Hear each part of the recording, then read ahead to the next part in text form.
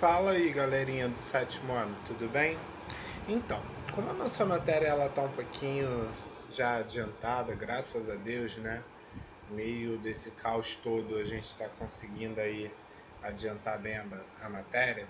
Então o que eu planejei para nós, né? Planejei para a gente fazer uma bateria de exercícios, tá? É, Sendo estes, né, passados tanto para casa quanto nas nossas aulas online, tá?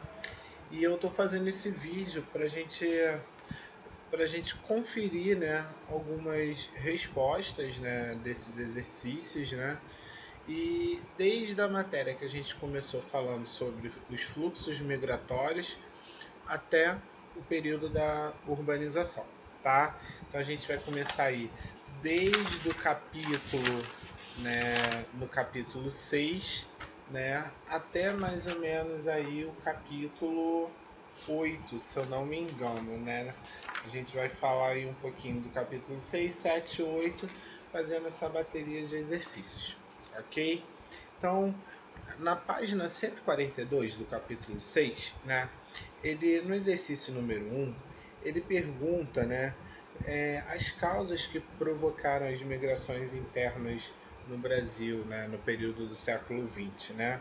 O que vocês têm que colocar aí, né, que essas migrações elas estavam, né, ocasionadas, né, ou condicionadas, né, melhor a palavra seria condicionada, por causa dos ciclos econômicos, ok? Na 2, ele pergunta, né, os motivos que transformaram a região Nordeste na principal área de repulsão interna do Brasil, né? Então você pode colocar aí a seca, a falta de investimento econômico, né?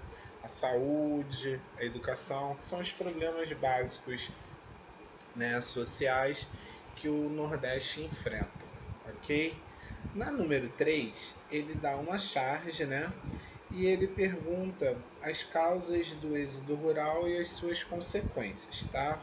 Então, as causas elas estão relacionadas às concentrações de terras por parte dos latifundiários, a mecanização, né, no campo, né? E a consequência, né, do êxodo rural foi justamente o que? O inchaço urbano, o processo de favelização, né? E as desigualdades sociais dentro das cidades, ok? Na número 3 ele pergunta, né, o país vizinho que está sendo referido ao texto, né? E os estados que se limitam com esse país, né? Então ele fala ali do Paraguai, né? E os estados são o Paraná e o Mato Grosso, ok? Na número 4, essa é a número 4, tá? Então agora a gente vai para o número 5, né? Na número 5 ele pergunta o período histórico nesse processo de imigração, né? E o motivo dessa atração dos imigrantes. Então, esse período foi da década de 70, né, a 90, né, que teve a ocupação da parte da região norte e central do Brasil, né, devido a uma nova dinâmica econômica econômica, né, do sudeste brasileiro, que apresenta sinais de desindustrialização, ok? Ahn, Depois a gente dá um pulinho, né, para a página 151, os exercícios 2, 3 e 4, né? E vamos fazer essa comparação. Ele pergunta, né? Ele faz uma pergunta, né, para você fazer uma relação entre o apogeu, né, e a decadência dos ciclos econômicos e as migrações entre as diversas regiões do Brasil, né? Então aí o que você tem que colocar aí, tá? Vocês têm que colocar aí que essas migrações, né, obedeceram, né, os fluxos produtivos, né, e ajudaram na formação das diferentes regiões brasileiras, né, é, dentro dos ciclos econômicos, né? E uma região em seu apogeu econômico que atrai imigrantes, mas quando em decadência sofre com o processo da emigração, ok? Na número 2 ele fala sobre o ciclo da mineração, né, que foi muito importante para o povoamento do Brasil. E ele pede duas justificativas para essa afirmação. Tá? Ah, ele, vai, ele vai provocar, né, um povoamento, né, rápido nas partes do Mato Grosso, Goiás, né, e principalmente em Minas Gerais, né, e a mudança da capital de Salvador para o Rio de Janeiro, ok? Isso são questões históricas, ok, galera? E aí ele pergunta, na número 3 da 152, né, a diferença entre o Brasil e os Estados Unidos em relação à terra e à renda. Isso daí é uma coisa bem notória, tá, gente?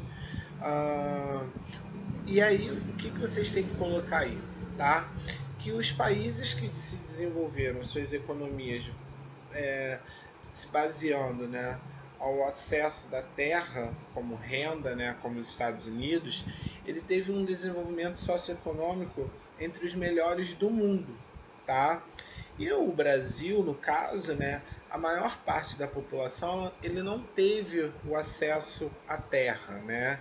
Que você tem essa questão da concentração de terras, né, para os grandes proprietários de terras, né? Então, isso vai provocar o que no seu território, né? No território brasileiro? Uma situação de dependência, penúria e a pobreza, ok? E ele pergunta, na número 4, a relação entre a educação e a saúde com trabalho e renda, ok, galera?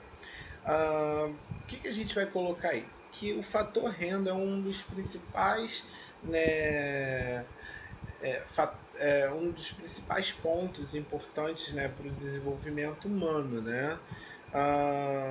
E ele vai estar relacionado diretamente com as condições de educação e saúde, né? Porque parte dessa população ela é mais capaz, né, e produtiva quando tem acesso a esses serviços, né?